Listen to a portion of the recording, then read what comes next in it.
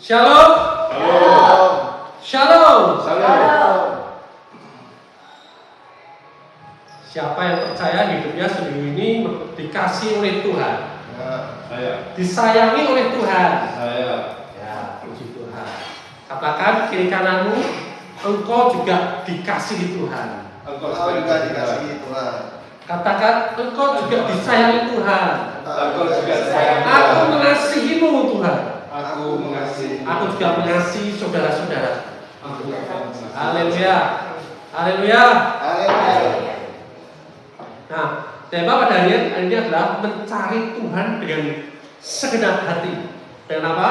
Segenap hati. Segenap hati. Kita buka Yeremia 29 ayat 13. Banyak orang berkata, "Wah, aku sudah bertanya kepada Tuhan, tapi kok Tuhan yang jawab ya? Aku sudah mencari Tuhan, kok aku tidak menemukan jawaban. Aku sudah tanya, Pak Tuhan dipanggil apa, kok aku nggak dengar ya dia ngomong apa? Atau ketika kita mau melakukan sesuatu pekerjaan Tuhan, kita tunggu. Aku tanya Tuhan dulu deh. Ya. Nanti Tuhan jawab. Sehingga kita mendengar itu. Ya. Memang rohani sekali, sangat rohani. Tetapi kita lihat apa yang firman katakan hari ini. Dalam Yeremia 29 ayat 13, ya, dikatakan seperti ini. Apabila kamu mencari aku, di sini katakan apabila kita ini mencari Tuhan, apabila kamu mencari aku, Tuhan berkata, kamu akan menemukan aku. Amin. Jadi kalau kita mencari Tuhan, kita pasti ketemu Tuhan. Amin. Apabila kamu menanyakan aku dengan apa? Segenap hati. Nah, masalahnya banyak orang yang mencari Tuhan, mencari jawaban Tuhan, nunggu Tuhan, nggak dengan segenap hati. Ya, toh? Jadi pertanyaan bukan apakah Tuhan berbicara ya. Jadi pertanyaannya adalah apakah kita ini sungguh-sungguh mencari Dia dengan segenap hati. Ya.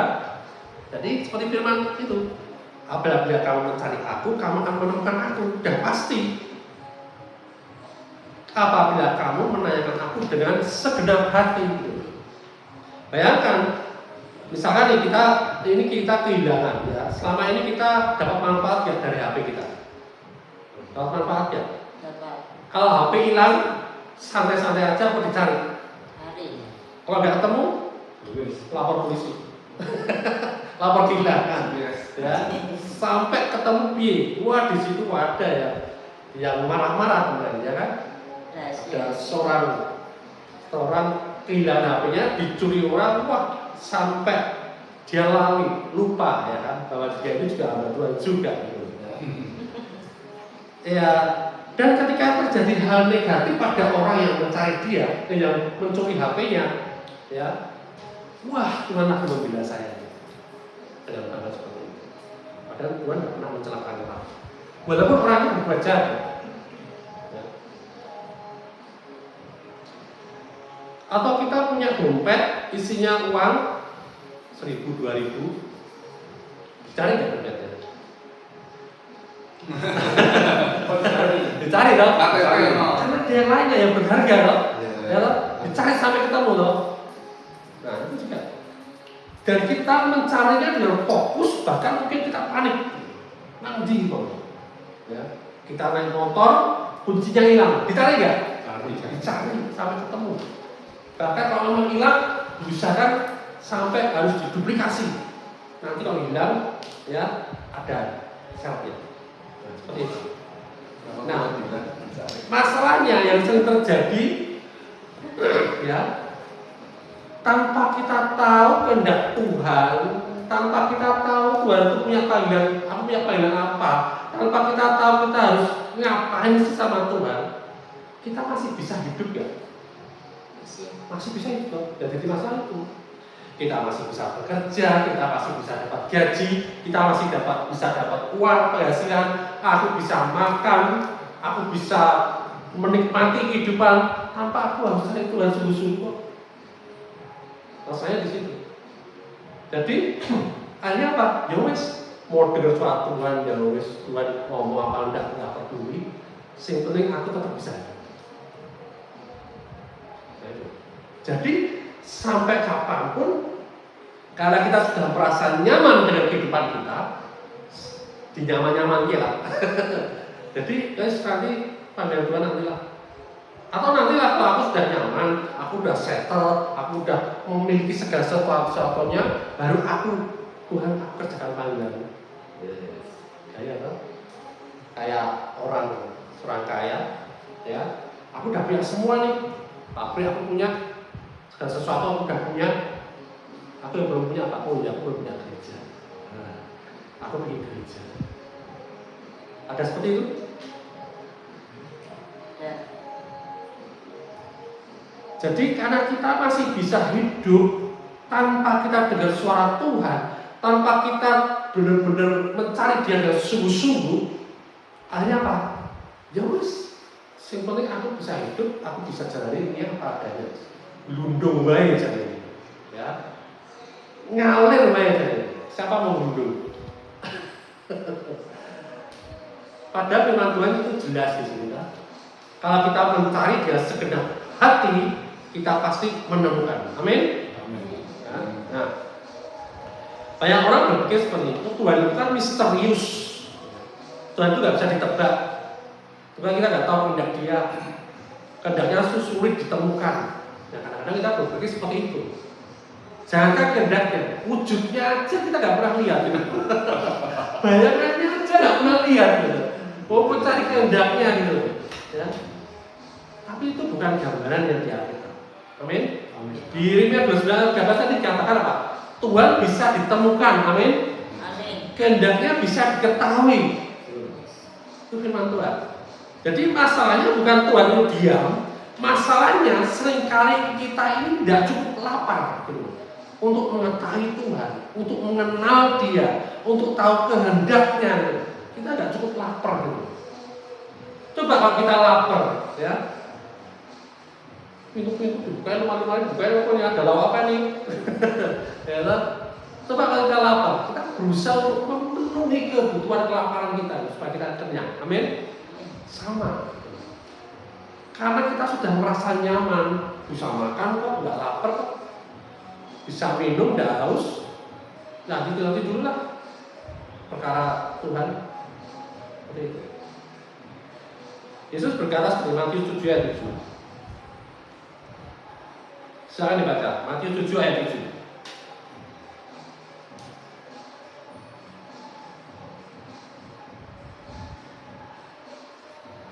Matius 7 ayat 7. Mintalah, maka akan diberikan kepadamu. Carilah, maka kamu akan mendapat. Ketoklah, maka pintu akan dibukakan bagimu. Amin. Amin. Yesus berkata apa? Minta, cari. Terus apa lagi? Ketuk. Semua itu aktif apa pasif? Aktif. Tuhan bukan sedang bersembunyi dari kita gitu. Coba enggak gitu ya. Tuhan sedang menunggu kita mendekat kepadanya. Dia sudah ada dalam hidup kita, tapi yang ada kita ini cuek sama Dia gitu. Seperti misalnya seorang ayah. Seorang ayah ini tidak menyembunyikan dirinya dari anaknya, tapi kadang-kadang dia menunggu anaknya datang mendekat, ngobrol sama dia.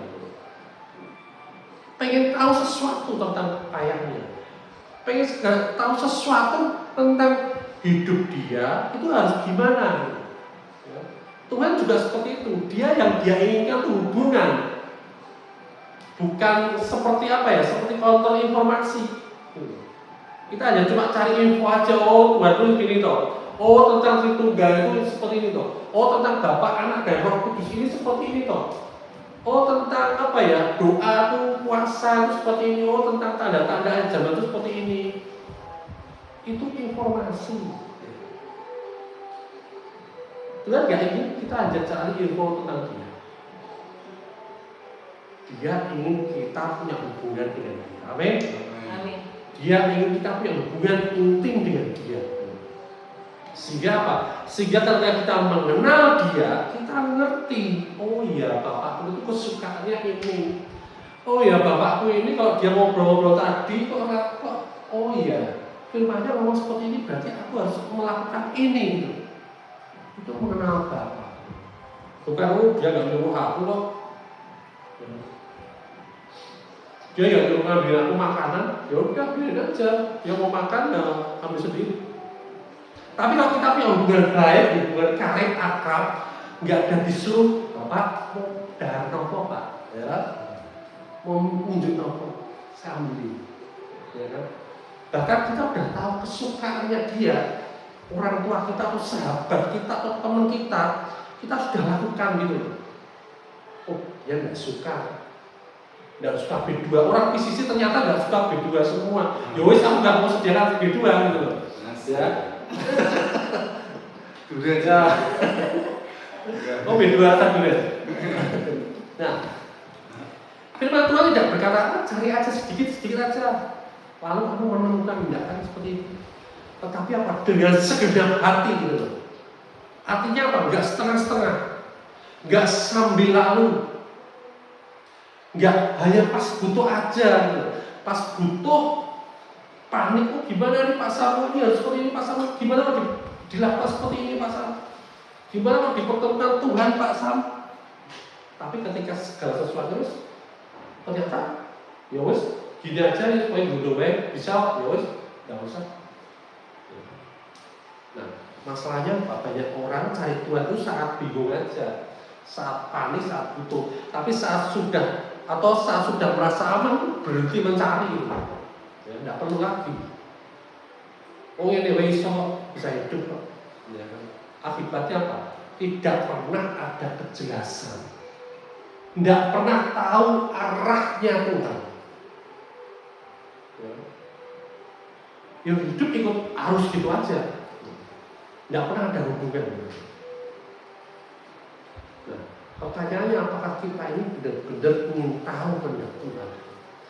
Atau aku hanya ini Tuhan tuh setuju sama plan itu. Aku gak punya plan ini Tuhan. Ini schedule dulu Tuhan. Kamu harus ngerti dan kamu harus berkati aku. Seperti itu. Kan enggak.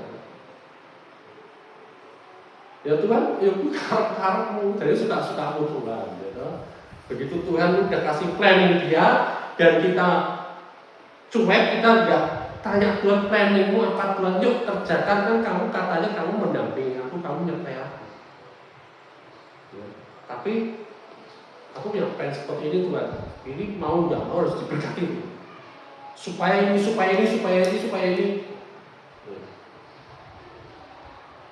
Ya ini penting ya.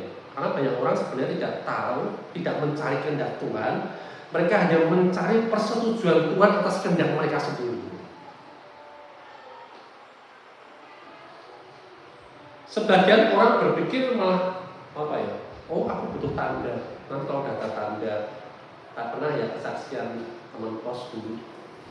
Oh teman pelayanan lah. Nanti kalau ada, dia berdoa malam itu, dia cerita berdoa malam itu Tuhan, dan namanya juga anak kos cewek kan jodoh.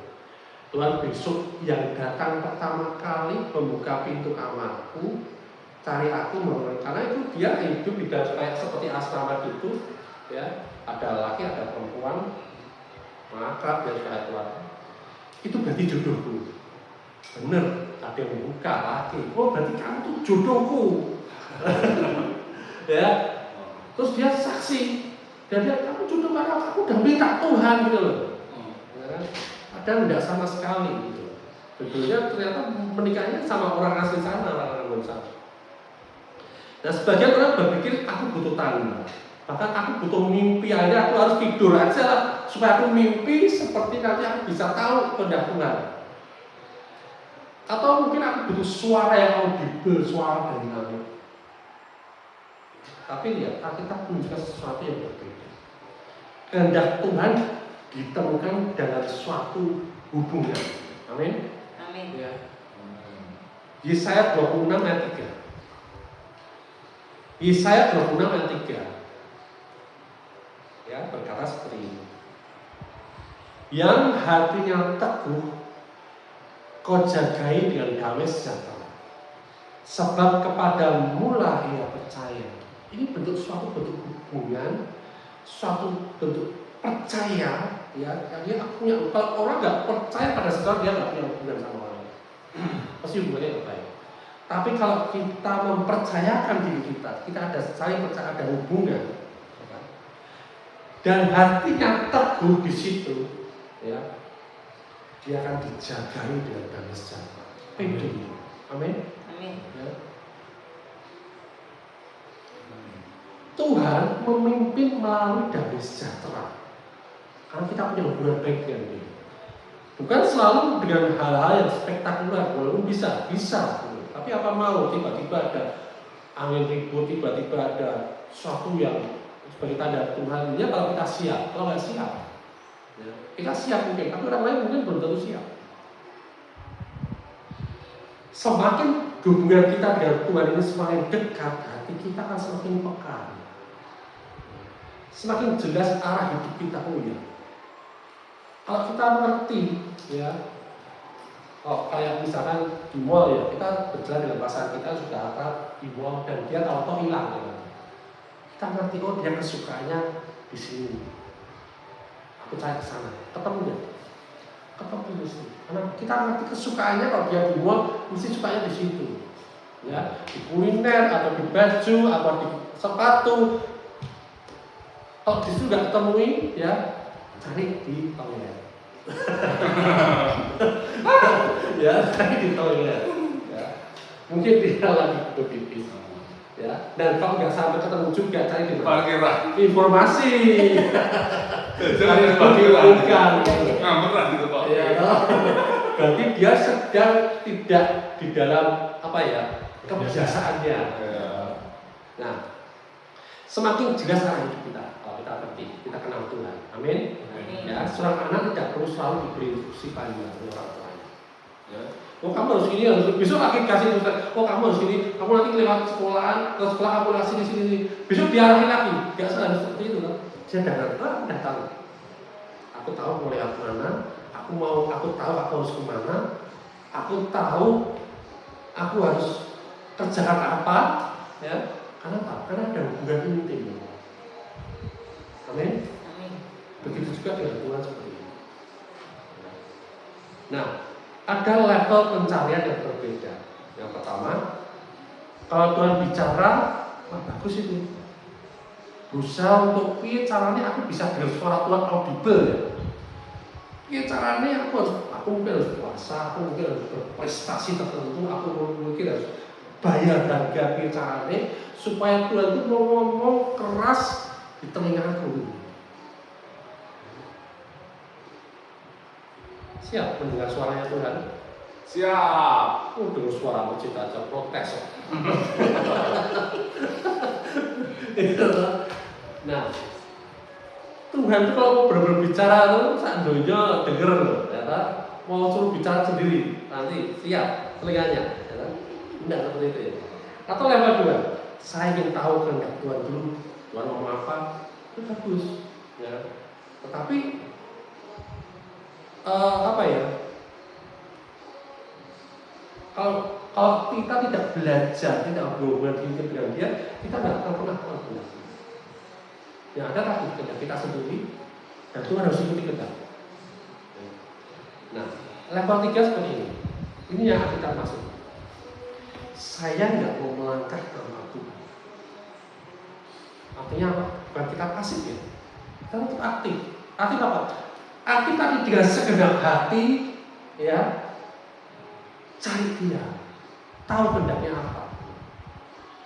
Jangan melangkah dulu. Ya. Dulu saya juga sama. Saya harus benar-benar tahu sebelum aku melangkah, oh ya, ada konfirmasi. Sampai saat itu ya, jadi kamu dapat apa? Konfirmasi apa? Aku nggak ngomong rencana harus ke Semarang dan ya. Dan dia mengkonfirmasi kamu pulang ke Semarang. Padahal aku harus diutus untuk ke Semarang. Dan aku nggak mau melangkah. Oh kamu nanti dikasih fasilitas ini, kamu dikasih fasilitas ini. Enggak. Aku dikasih 2 pilihan juga pada waktu itu. Yang satunya memang fasilitasnya benar-benar terdata, terlampir dan disepakati kalau aku iya. Ya. tapi aku milih ya oke Semarang karena sudah ada konfirmasi baru melangkah. Ya. Artinya apa? Prioritas kita ini berubah nih di titik ini. Bukan prioritas dari kehendak kita, kemauan kita, tapi prioritasnya Tuhan. Fokusnya udah berubah, nggak fokus pada keinginan kita lagi. Hatinya menjadi tajam. Kenapa? Benar-benar kita tidak sekedar hati cari. Dan di titik itu Tuhan selalu menjawab. Amin. Pasti menjawab. Itu janji Tuhan di firman Tuhan, tidak mungkin berulang. Ya. Sering kita berpikir Tuhan tunjukkan dari luar. Ya. Pada perjanjian baru, Roh Kudus sudah tinggal di dalam kita. Ya, dalam Efesus 3:20 dikatakan seperti ini. Efesus 3:20. Bagi dialah yang dapat melakukan jauh lebih banyak daripada yang kita doakan atau pikirkan. Seperti yang ternyata dari kuasa yang bekerja di dalam kita. Amin. Amin. Kuasanya itu bekerja di dalam kita, gak diam aja gitu. Jadi kalau kuasanya bekerja di dalam kita, ya, gak diam aja, ya kita jangan masa bodoh gitu. Jangan cuek. Dan kalau kita sudah ngerti arahnya Tuhan, jangan cari lagi arah yang lain. Jangan cari arah yang lain. Variasi dong pasang. Variasi, ya. Jangan, ya. Artinya apa? Arah itu tidak jauh-jauh. Itu sudah ada di dalam kita. Masalahnya bukan Tuhan belum berbicara, tetapi kita belum cukup tenang untuk kita ini mendengar. Kita panik. Jadi sederhana saja, ya. Jika kita ini mencari Tuhan dengan segenap hati, maka kita akan menemukan. Amin. Itu hal yang sederhana. Ya.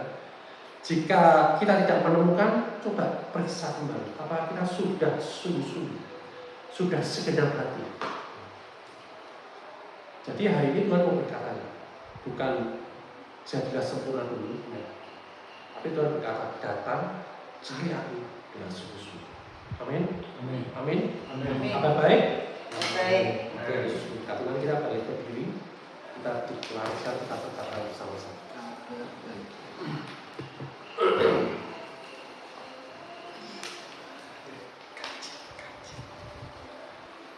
Ya Tuhan ya, Tuhan, hari ini aku memutuskan untuk mencari Engkau dengan segenap hatiku.